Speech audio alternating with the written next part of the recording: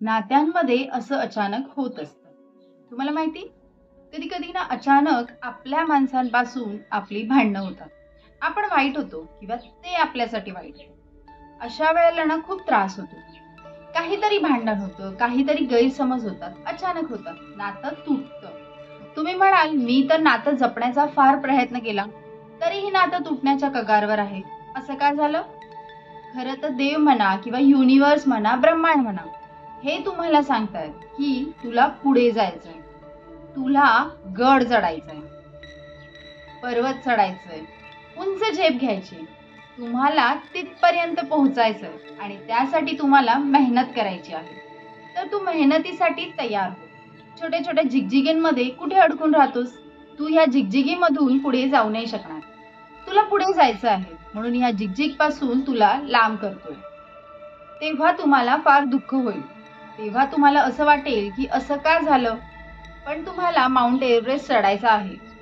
तुम्ही एवढ्या लोकांना घेऊन नाही चढू शकणार. तुम्हाला ते पेलवणार नाही.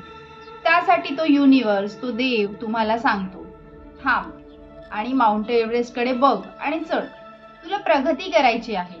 तुला सक्सेस हवा आहे. तू करू शकतेस. कधी-कधी यासाठी सुद्धा मिसअंडरस्टँडिंग्स होतात आणि गैरसमज होतात. काही नात्यांना सोडलेलं बरं.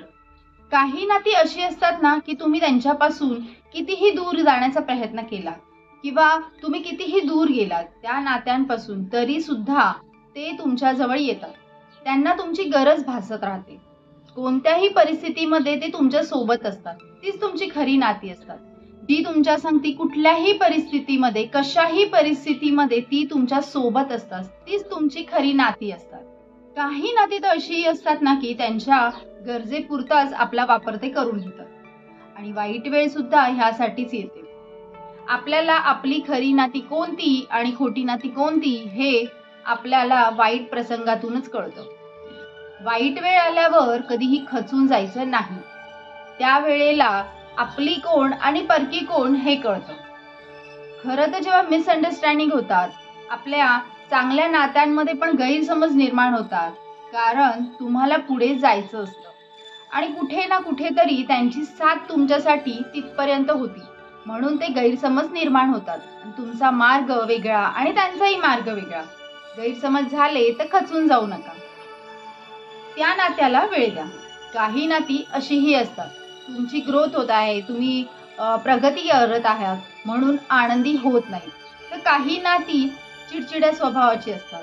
तर काही कानांना भुंगा जसा असतो ना, कानाभोवती जसा भुंगा फिरतो ना, तशी असतात. तर काही भणभणी असतात. त्यांच्या आतमध्ये ना फिलिशची भावना असते.